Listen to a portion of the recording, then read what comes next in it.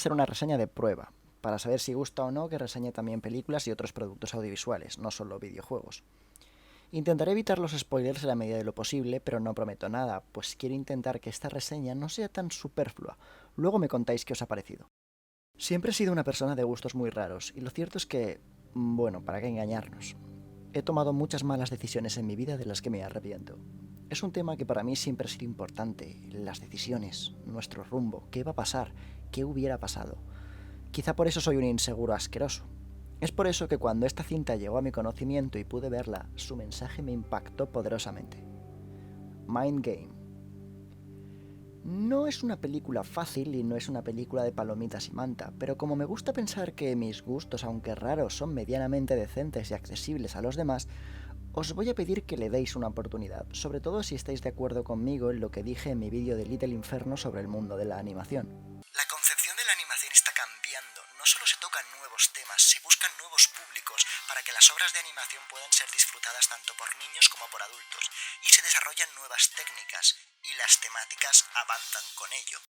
Conocí esta obra en un foro hace ya unos cuantos años, en la sección de Off Topic de una página web cuyo nombre no es importante porque gracias a la ley de enlaces ha dejado de existir. En el hilo, varios usuarios hablábamos de animación y nos estábamos recomendando obras, hasta que, como es normal en un debate entre frikis asquerosos, el tema se derivó a la animación oriental, al anime, y aquí empezaron todos a medirse las trancas buscando lo más gafapasta que pudieran encontrar para fardar de culturetas. Solo era cuestión de tiempo que el nombre de Satoshi Kon entrara en escena. Yo estaba hablando de Paprika, una película que explora el subconsciente onírico de los sueños con tramas de thriller de ciencia ficción. A lo que alguien respondió algo como: a mí de las pelis de Satoshi Kon solo me ha gustado Paprika, me rayan la cabeza, acabo de ver Mind Game y no me ha gustado nada, no tiene el menor sentido. Dado que la película no tiene distribución en España, me la bajé sin más preámbulos. Muchos fansubs hacen un trabajo soberbio, traduciendo incluso carteles o modificando directamente el vídeo original, y con Mind Game los de Tanoshi se esmeraron muchísimo, y gracias a ellos pude disfrutarla. Lo primero decir que la película no es de Satoshi Kon, sino de otro de estos directores raros de la animación que parece disfrutar hurgándote el cerebro, Masaaki Yuasa. Mind Game fue mi primer acercamiento a su obra y aunque es una adaptación de un manga escrito por Robin Nishi con él mismo como protagonista, tiene mucho de su director. Masaaki Yuasa ha sido director, animador y guionista de muchas obras de la animación japonesa. Incluso puede que hayáis visto un extraño capítulo de Hora de Aventuras dirigido por él. Su estilo visual colorido, fresco y sencillo hace patente su presencia en cualquier producción que toca. Tanto en Mind Game como en muchas de sus obras se vale del color, o la ausencia del mismo, así como de dibujos estáticos para expresar emociones. Al igual que puedes reconocer cuando un personaje lo ha diseñado, no sé, Akira Toriyama, por ejemplo, con Masaaki Yuasa tampoco tienes mucha pérdida. Juega con formas simples, redondeadas, fácilmente animables para desplegar enseguida un elenco visual que, si bien no es para todo el mundo, no deja indiferente. Si algo me gusta de su trabajo, dejando aparte lo visual por un momento, son los temas que escoge para sus obras. En la mayoría de sus trabajos el amor aparece como idea central o como subtexto, pero suele estar ahí, con personajes pugnando por encontrarse a sí mismos o dar sentido a sus vidas, normalmente buscando los afectos de una otra persona. En esta cinta nos encontramos con Nishi, un alter ego del creador del cómic, un joven con sueños pero aplastado por la vida y su propia cobardía, que nunca ha conseguido nada y básicamente vive en las nubes, esperando que su vida empiece, siendo uno más de la multitud, creyéndose especial, nunca haciendo nada para cambiar su vida, ni atreviéndose a arriesgarse. Por un vaivén del destino recibe una segunda oportunidad para replantearse su vida. Nishi aprovecha esta oportunidad para ayudar a Mion, el amor de su juventud de la cual dice seguir enamorado, y a su hermana, con unos problemas de deudas con la Yakuza, para acabar, y no es coña, siendo devorados por una ballena gigante, al más puro estilo Gepetto. Cualquiera se rendiría o se desesperaría en esta situación, hasta que se dan cuenta de que, al más puro estilo Gepetto, hay un viejo en el interior de la ballena, que lleva allí 30 años. Prácticamente todo el elenco de personajes de la obra tiene un denominador común. Todos son desgraciados por algo o esperan que algo cambie pronto en sus vidas.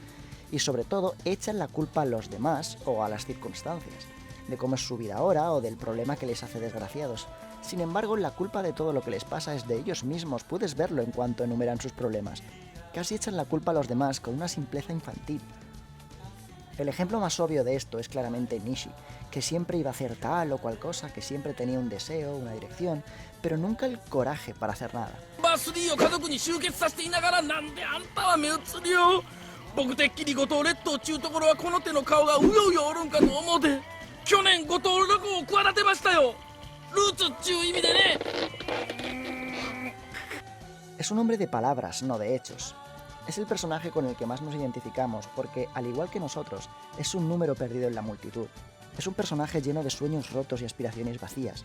De hecho, la película trata sobre él negándose a aceptar esa verdad, al menos esa vez, y decidir tomar las riendas de su vida, ser libre de ese peso autoimpuesto y luchar por lo que quiere. 俺は戻れるあのハゲをやっつける。何よりも力強くまっすぐとのびのびと楽しく生き生きと全ての力でやってみる。 La estancia dentro de la ballena es una metáfora, pues el entorno en el que vive el viejo claramente es imposible. El viejo es un personaje que pasó de odiar a todo el mundo a acabar en una situación de la cual se ha rendido de intentar escapar. Es un hombre cuyas circunstancias le han vencido y que sueña, como muchos en situaciones atrapantes, que entre un rayo de luz por la puerta que lo cambie todo.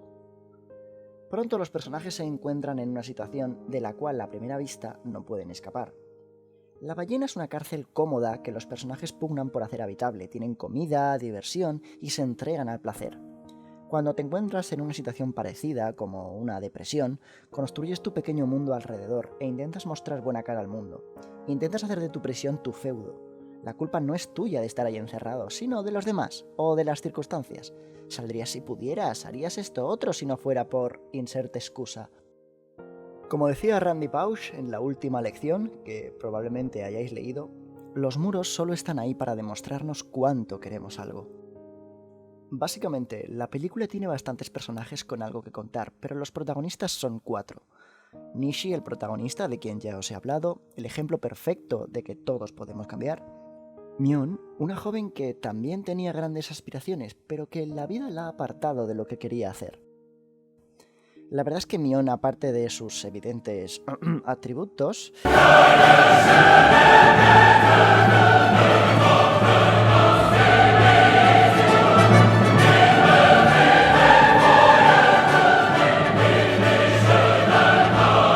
me parece el personaje menos interesante de todos, pero ha de estar ahí para que Nishi termine de haber esa catarsis.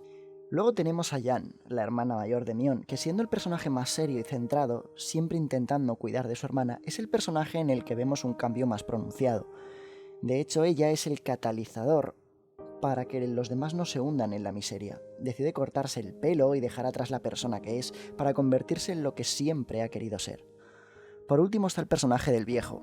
El viejo es ese amigo que sale poco, que se siente tan feliz de que le visites, pero no cree que pueda hacer nada por cambiar ni por ser feliz. Es un personaje un tanto cliché, pero su mensaje es muy claro. Nunca, nunca es demasiado tarde para hacer nada. Nunca es demasiado tarde para cambiar. Todos tenemos nuestra propia ballena personal, nuestra propia situación que vamos posponiendo ad infinitum porque no queremos enfrentarnos a la realidad. Pero aunque creemos que la culpa no es nuestra, que hemos hecho lo que hemos podido y que no pasa nada por rendirse, lo cierto es que, al igual que con el interior de una ballena, no puede durar para siempre. No si tienes sueños que de verdad quieres perseguir. En la vida hay que tomar decisiones, y somos la suma de las mismas. Un concepto parecido se explorará después en Jojo Hanshin wa Taikei, o más conocida como Tatami Galaxy, en el que el protagonista va reviviendo los 2 mismos años de su vida tomando diferentes decisiones. Masaaki Yuasa tiene un estilo narrativo que me gusta mucho por su proximidad, sin caer en la simpleza. Es profundo, sin ser pedante ni rebuscado, y a la vez es sencillo, sin ser tonto ni insultar a la inteligencia del espectador. Aunque he de admitir que en Mind Game no puede resistirse a colarte los mensajes de la película de cuando en cuando sin ningún miramiento, por si en el público lleno de niños grandes se ha colado alguien más lento que quiere algo que poder poner en su estado de Facebook. Es un director muy dado a adaptar obras de otros autores al formato de película o de serie, y no sé cuánto de esto es suyo y cuánto de los autores originales. Desde luego esto no es Disney, y el hecho de que tengamos una película sobre superar tus propias concepciones de ti mismo, romper las cadenas que nos hemos impuesto y esforzarte al límite para conseguir lo que de verdad quieres, con un romance de por medio, no significa que todo tenga que acabar bien y en boda. Pero ya he hecho bastantes spoilers del argumento, así que mejor paso a otro tema.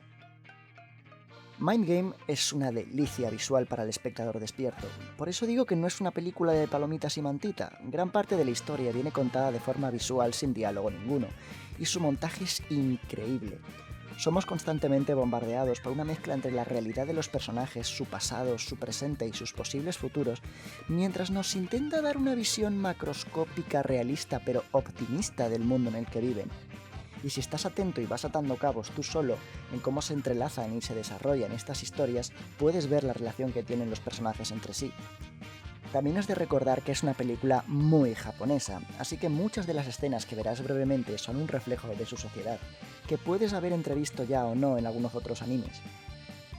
El color es vibrante y cambia la propia visión que tenemos de cada situación, cómo ve cada personaje y cómo siente lo que está viviendo.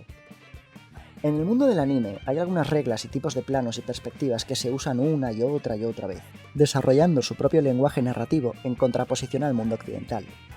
En esta película vemos cosas que no suelo ver mucho en otras obras de anime. No vemos planos detalle de ojos abriéndose, salvo que sea para mostrar lágrimas, y podemos ver cómo la acción se centra en detalles que normalmente no son típicos de este mundo.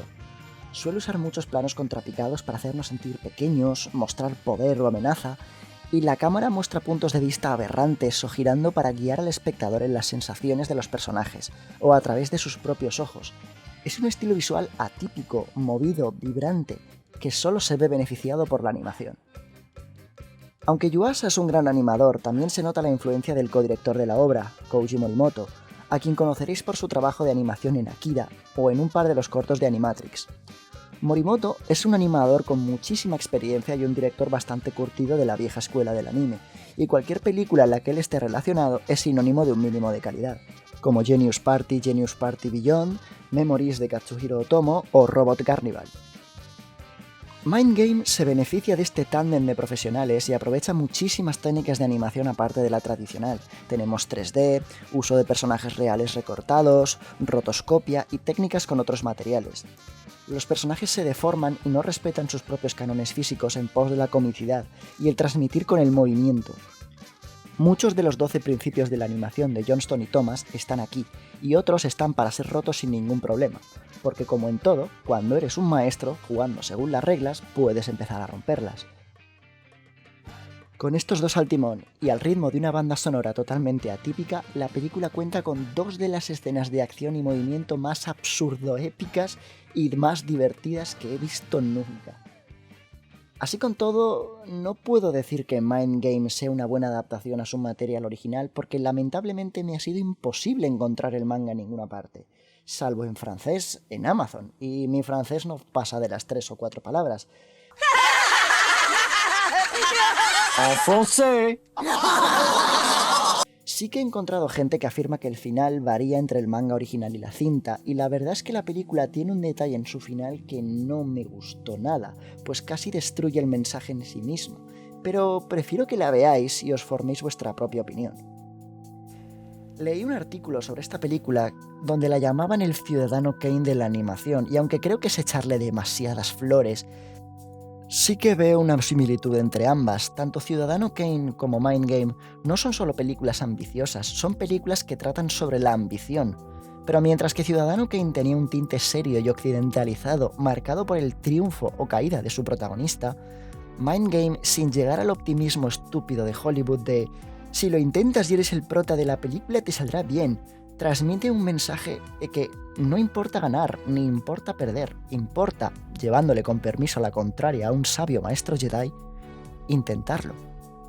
Pues la vida es una colección de experiencias buenas y malas, y todas, absolutamente todas, merecen la pena. Al igual que esta película.